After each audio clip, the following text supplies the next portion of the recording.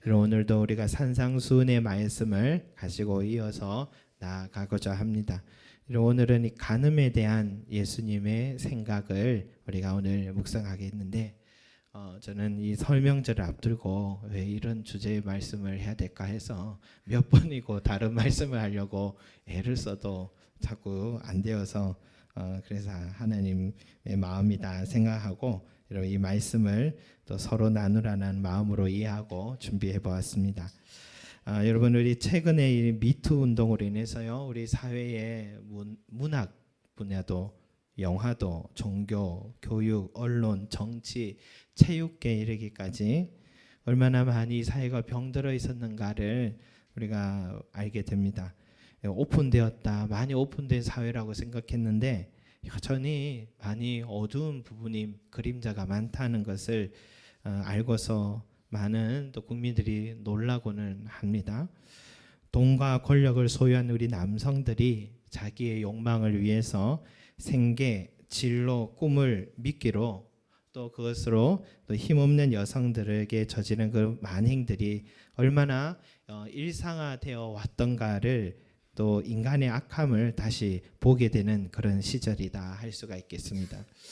그러나 여러분, 소수의 그 여성들이 생명의 길로 또 생명을 걸고 세상 밖에 또 알린 그 용기가 헛되지 않게, 그래도 요즘은 법적인 결과들이 하나둘 나와서 다행이다 하는 그런 생각도 듭니다. 최근에 이 배우자가 있는 사람이 다른 사람과 만남을 갖는 것에 대해서 국가의 그 법이 어떤 제재를 이제 가하지 않겠다 하는 이 간통죄 폐지법이 생겨서 이제는 더 떳떳하게 아내나 남편에게 상처를 주고서라도 외도를 하는 사람들이 늘어가고 있습니다. 우리가 드라마를 틀면 대부분의 사랑이라는 이름으로 결혼 이외의 만남을 자연스럽게 받아들이고 있는 지금 이 우리 문화를 봤을 때에 오늘날 이 시대가 얼마나 간음죄에 대해서 가볍게 여기고 있는지 정말 돌아보게 되는 것입니다. 이렇게 간음죄를 가볍게 생각하는 이 시대에 오늘 읽었던 예수님의 말씀이 우리에게 어떤 대답을 주시는지 한번 귀를 기울여봐야겠습니다. 27절 28절 말씀에 또 간음하지 말라 하였다는 것을 너희가 들었으나 나는 너희에게 이르노니 음욕을 품고 여자를 보는 자마다 마음에 이미 간음하였느니라. 여러분, 물증 없는 이 심증에 가까운 마음으로 품는 것까지도 죄라고 말씀하시게 되면은 그 죄를 판단하는 기준이 이제 모호해져 가기 시작하죠. 논란의 여지가 많은 예수님의 말씀입니다. 이렇게 예수님의 간음죄 기준이 적용되면요, 죄에 대해서 아주 포괄적으로 범위가 확대돼 버려서 법의 강제성은 약화되게 되는 것입니다. 그래서 사회 기강이 흔들릴 수 있는 그런 해석이 예수님의 지금 간음죄 해석이라 할 수 있겠죠. 가장 단적인 예가 바로 요한복음 8장 말씀인데, 간음하다가 현장에서 붙들린 여인이 예수님 앞에 이렇게 또 잡혀 나왔을 때 사람들은 그 간음죄를 저지르던 그 여인의 유대법에 따라서, 모세법에 따라 돌팔매형으로 사형을 내리려고 했었습니다. 그때 예수님이 그들을 향해서 뭐라 합니까?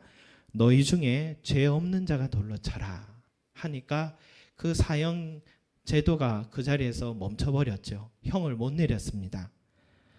그래서 사람들은 다 돌을 내려놓고 집으로 돌아갔습니다. 이 말이죠.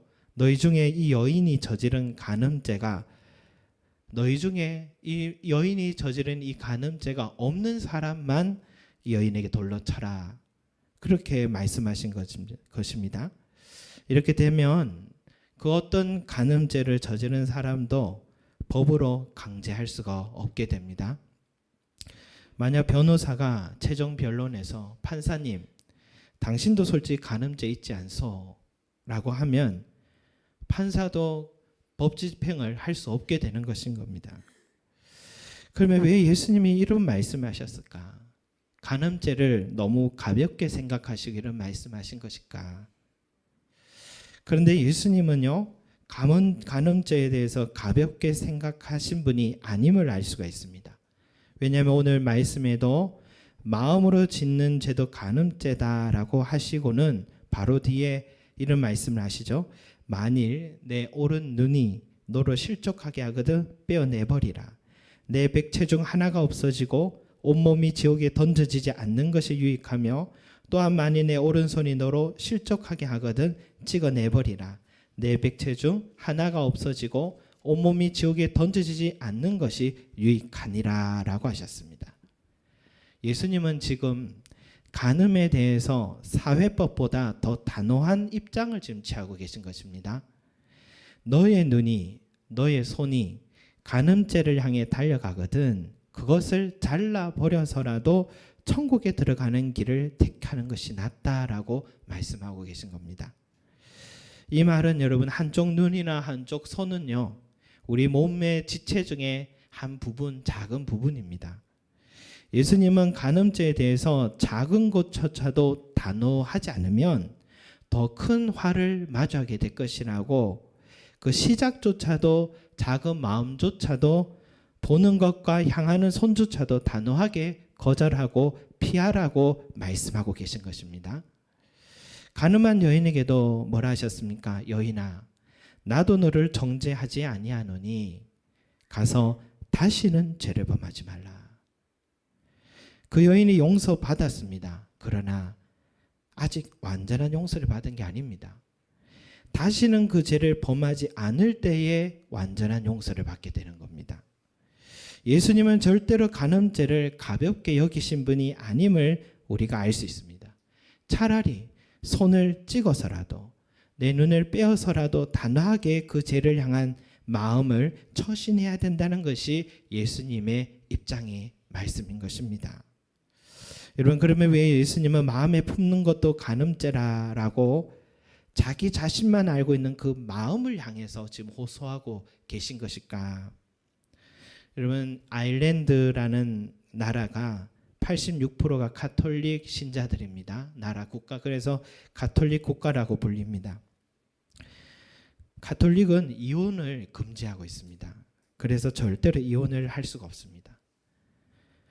그래서 이혼율이 아주 낮습니다. 그런데 외도율은 상당히 높다고 합니다. 그리고 지금 가톨릭 성직자의 성적 범죄로 인해서 종교적인 그런 입지가 상실되었고 낙태죄도 폐지되고 동성결혼도 합법화되었습니다. 강력한 사회법만으로는 이 간음죄를 저지할 수 없다는 것을 단적으로 말해주는 현상이죠. 너희 중에 죄 없는 자가 돌로 차라 했더니 모두 돌을 내려놓은 건 뭘 말합니까? 유대 사회 이 간음죄에 대해서는 사형이라는 강력한 법이 있음에도 불구하고 인간의 욕망은 끝이 없어서 모두 그 죄를 버젓이 저지르고 있었다는 것을 말해주고 있는 겁니다. 예수님은 사회법만으로는 한계가 있음을 아시고 각 사람의 마음을 향해서 죄의 심각성을 지금 호소하고 계신 겁니다. 드러나지 않았다고, 고발되지 않았다고, 형집행을 받지 않았다고 안심하지 마라. 우리의 중심을 다 들여다보고 계신 하나님 앞에서 항상 성결한 삶을 살라는 것이 주님의 말씀입니다. 성직자들이 간음죄에 빠져서 얼마나 많은 교회들이 상처를 입습니까? 얼마나 많은 사람들이 간음죄에 빠져서 가정들이 무너지고 있습니까? 자기 자신을 잘 다스려서 인생의 빛을 볼만 할 때면 어김없이 이 간음죄 앞에서 넘어져서 한순간에 모든 것을 물거품처럼 다 잃어버린 인생들이 얼마나 많습니까? 오늘 이 말씀은 우리가 절대로 이 문제를 간과하지 말라는 주님의 음성이다라는 것입니다. 먼저 간음이란 죄가 얼마나 대단한 유혹인가 우리가 인정하는 게 중요합니다. 어느 신학자가요 그런 해석을 합니다. 아담이 하와가 해서는 안 되는 그 죄를 용인하고 함께 죄를 짓게 된 경위에 있어서는 그 앞에 단호하게 거절하지 못했던 그 아담의 태도에는 둘의 관계가 이성적인 관계였기 때문이다라고 그렇게 주장합니다. 일리 있는 말이죠. 얼마나 이성적인 끌림이 강한가를 말해주는 겁니다. 요즘 어느 카페를 가보면은 잘생긴 남자와 또 예쁜 여자가 또 판매를 하게 될 때 매출이 올라간다 그런 말도 있잖아요. 잘생긴 남자 배우나 예쁜 여배우가 이단 종교 단체에 출석하고 언론에 알려져도 그 잘생김으로 인하여서 연애 활동에 별로 지장받지 않는 것 같습니다. 이단에 대해서 무조건 멀리하라고 신앙 교육을 받아도 그저 외모에 의해서 다 용서가 되는 것 같아요. 요즘 신천지에서는 성경 공부를 하러 가자고 하지 않는답니다. 아주 외모가 출중한 사람을 그 교회에 보낸답니다. 남자나 여자나. 그래서 사람들의 마음을 하나씩 빼앗는답니다. 그리고 조금씩 목회자와 이간질을 하고 교회를 무너뜨리는 전략을 쓴다고 합니다. 이성적 끌림의 위력을 악용하는 거죠. 그만큼 이성적인 끌림이 대단하다라는 것도 말해주는 겁니다. 여러분, 모세가 이스라엘 백성을 이끌고 모압 땅을 지나려고 할 때에 모압 왕 발락이 어떻게 하면 저 이스라엘을 저지할 수 있을까 해서 제사장 발람을 초청합니다. 이스라엘 백성을 향해서 저주 기도를 해달라고 초청한 겁니다. 처음에는 거절하다가 하나님이 그래도 가라 해서 갔습니다. 가긴 갔지만 제단을 쌓고 저주 기도를 할 때면 발람의 입에서 이스라엘 백성들을 향해 축복 기도를 하게 되는 그런 현상이 일어납니다. 3번이나 똑같이 축복 기도를 드려서 모압 왕이 화를 내고 발람 선지자를 쫓아냅니다.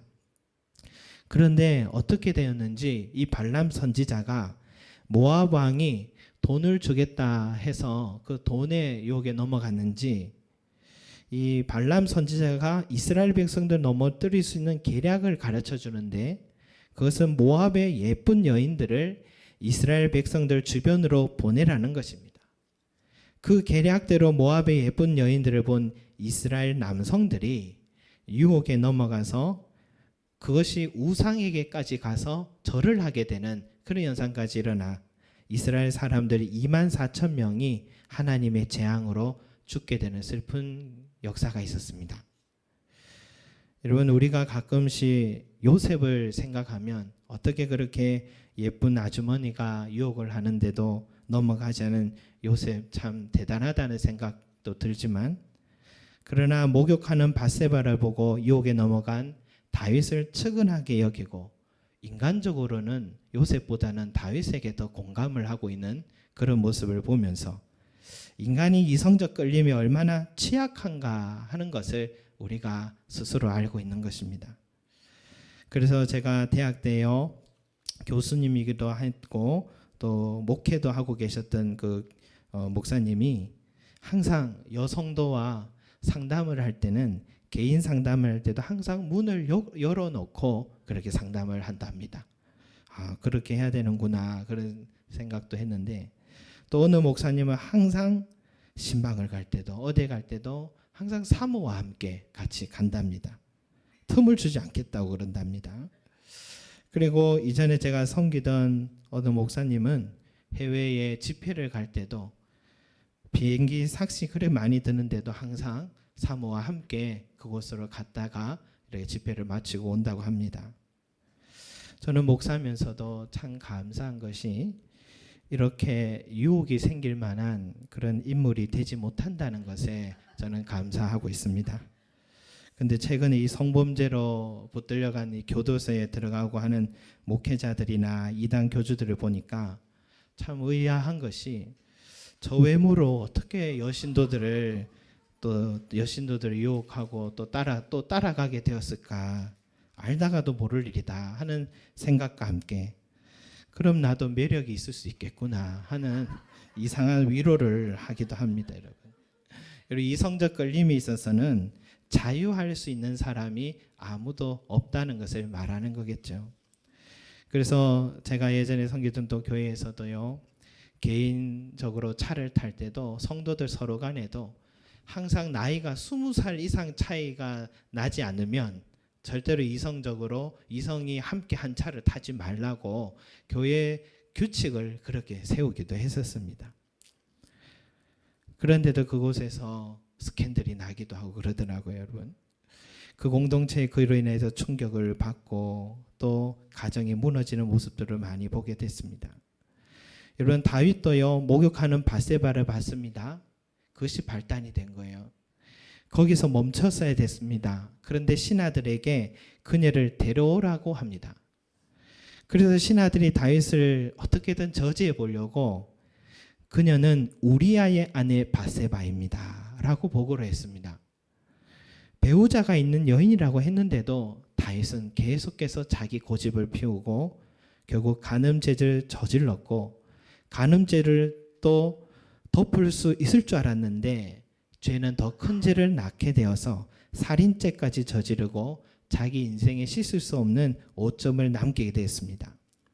더 무서운 것은 하나님이 간음죄를 저지른 다윗을 다 지켜보고 계셨다는 것이고, 그에 응하는 하나님의 형벌의 대가, 아주 비참한 대가를 치르게 됐습니다. 여러분, 다윗의 사건을 봐서도 알겠지만 간음죄는 사실 마음의 탐욕죄입니다. 마음의 탐욕입니다. 간음죄는 배우자가 있는 사람이 다른 사람과 혹은 다른 어떤 사람이 배우자가 있는 사람에게 저지른 죄가 간음죄거든요. 배우자가 있는 사람이 무엇이 아쉬워서 또 다른 이성의 끌림을 갖는 것일까? 다윗에게는 이미 6명의 아내가 있었고요. 더 많은 후궁들이 있었습니다. 무엇이 부족해서 또 배우자가 있는 밧세바를 왜 취했을까요? 그 속에는 탐심이 있었기 때문입니다. 십계명을 보면 마지막 계명이 탐욕에 관한 거죠. 내 이웃의 집을 탐내지 말라라고 말합니다. 근데 내 이웃의 집을 탐내지 말라는 것이 소유에 대한 말이 아닙니다. 그것만이 아니라 내 이웃의 아내나 그의 남종이나 그의 여종을 탐하지 말라라고 나옵니다. 소유에 대해서는 그 뒤에 나오고요. 탐심이란 것은 물질 소유에 대해서만이 아니라 또 다른 인격에게까지도 적용되고 있음을 십계명이 말해주고 있습니다. 그러니까 간음죄의 근원은 바로 이웃의 아내나 남편을 탐하는 마음, 마지막까지 이 십계명에 저촉되는 죄로서 단순히 성적인 욕구의 충족만이 아니라 남의 것을 빼앗고자 하는 탐심과 깊은 연관이 있다라는 것을 말해주고 있습니다. 그래서 전도서 9장 9절에 뭘 합니까? 내가 사랑하는 아내와 함께 즐겁게 살지어다.